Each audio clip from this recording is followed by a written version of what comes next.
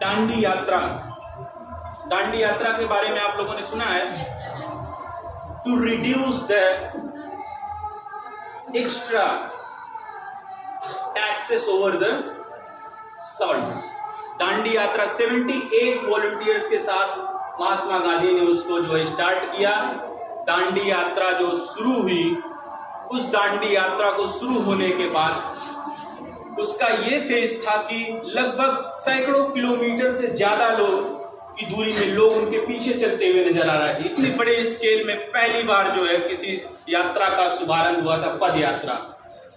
वो एक पद यात्रा थी। पद यात्रा मतलब कि जो पैरों से चल के जा रहे थे, किसी गाड़ी का सहारा नहीं लिए थे। ब्रिटिशर्स का वहां पे ध्यान गया।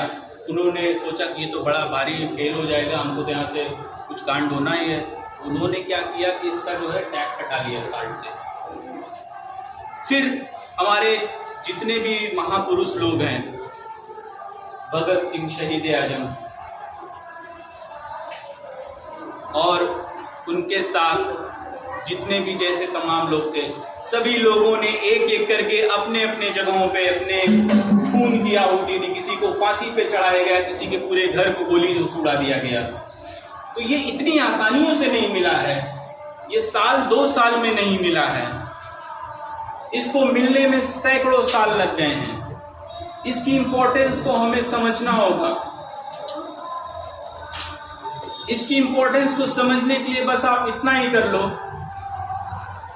कि आप एक हिस्ट्री में थोड़ा सा गूगल कर लीजिए। आप आज के टाइम पे सबके पास स्मार्टफोन है।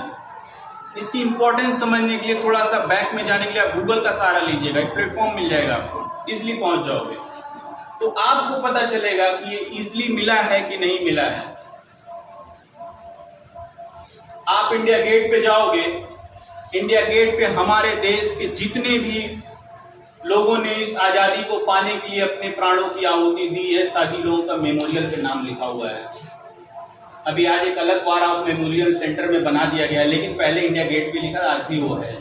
आप उस पे जाके देखिए, उसमें हर कौम का, हर धर्म का, हर जात का व्यक्ति था।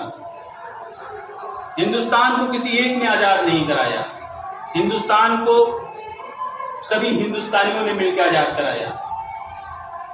फिर जाके 15 अगस्त 1947 को हमारा मुल्क आजाद हुआ, जिसको आजाद भारत कहते हैं। आजाद भारत होने का मतलब सिर्फ इतना ही नहीं है कि हम आजाद हो गए, हम खुले अमन चैन से सांस लेंगे। इसका मतलब यहां से आप ले लीजिए कि जो रूल्स और जितने लॉ अप्लाई हो रहे थे वो ब्रिटिशर्स के थे, वो हमारी चीजों में अपना फायदा ढूंढते थे। आजादी के बाद जो है रिपब्लिक डे जो आता है, उस दिन जो है हमारा संविधान लागू हुआ था। तो बताइए क्या ये 2-4 सालों में मिला है? क्या मिला है? तो इसकी इंपॉर्टेंस को समझने के लिए आपको पीछे जाना ही पड़ेगा। और जब आप पीछे चले जाओगे तो इसकी इंपॉर्टेंस समझ जाओगे। और उस इंपॉर्टेंस को समझने के बाद जब आप रोड पे निकलोगे, कहीं गंदा फैलाने से बचोगे। सोचोगे कि 250, 300, 400 साल मेरे जो है पूर्वज इसके लिए लड़े थे। किसी जो है सरकारी बिल्डिंग को ध्वस्त करते हुए आप डरोगे, किसी के खिलाफ अफसर बोलते हुए आप डरोगे।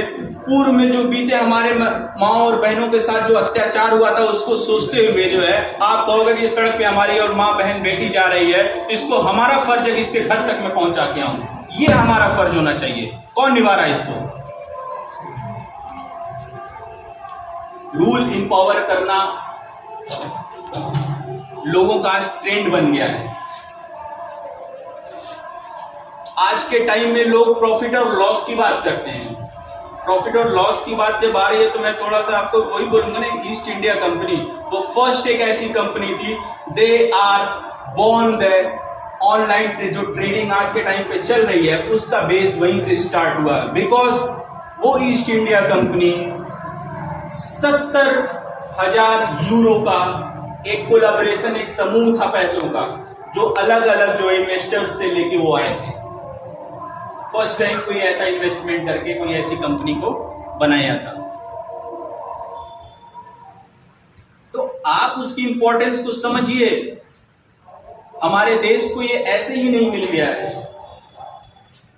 आज हमारे पास अपना IIT है, आज हमारे पास अपना भाभा एटॉमिक रिसर्च सेंटर है, आज हमारे पास इसरो है, आज हमारे पास अपना एटॉमिक बम है, आज हमारे पास अपनी रेल है, आज हमारे पास अपना फ्लाइंग जितनी भी कैपेसिटिव जितनी भी इंफ्रास्ट्रक्चर्स हैं वो सारी चीजें हमारे पास अपना इंस्टीट्यूशंस हैं।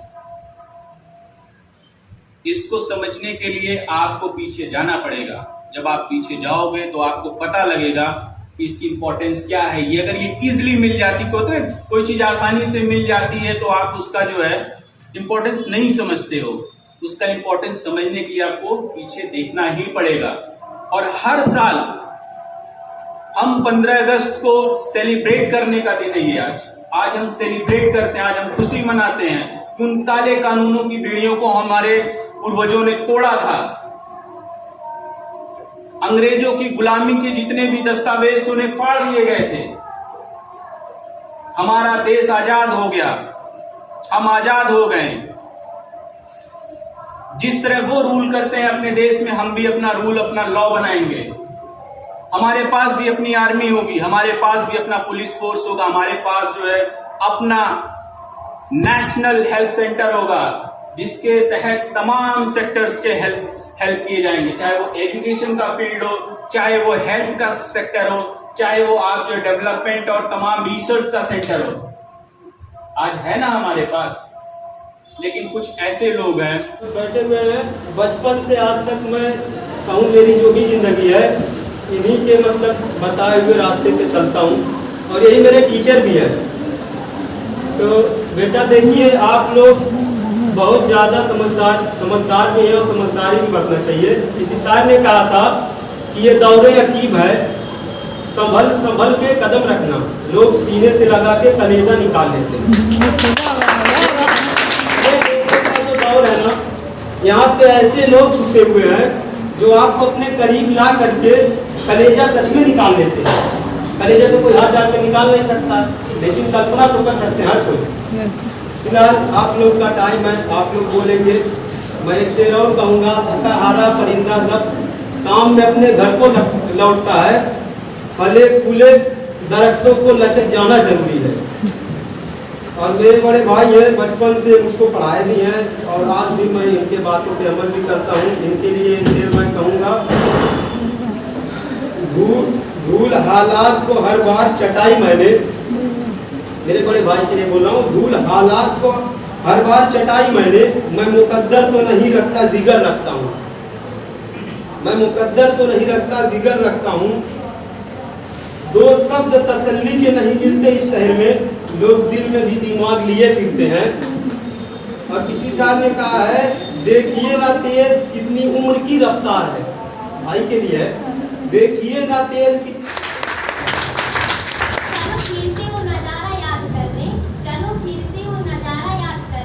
शहीदों के दिल में थी जो ज्वाला को याद कर ले, शहीदों के दिल में थी जो ज्वाला याद कर ले, जिसमें बहकर आज़ादी पहुंची थी हमारे किनारों पर, जिसमें बहकर आज़ादी पहुंची थी किनारों पर, बलिदानियों के खून की वो धारा याद कर ले।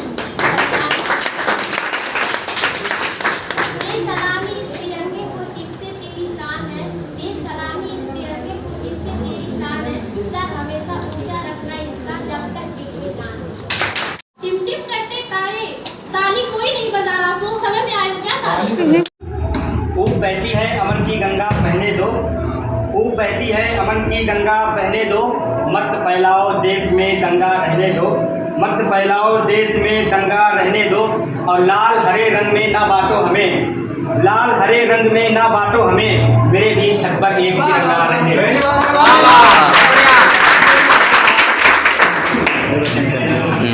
राह में कांटे कितने भी हो लेकिन ठहरता कौन है, राह में कांटे कितने भी हो लेकिन ठहरता कौन है, मौत कल आनी है आज आ जाए डरता कौन है, मौत कल आनी है आज आ जाए डरता कौन है।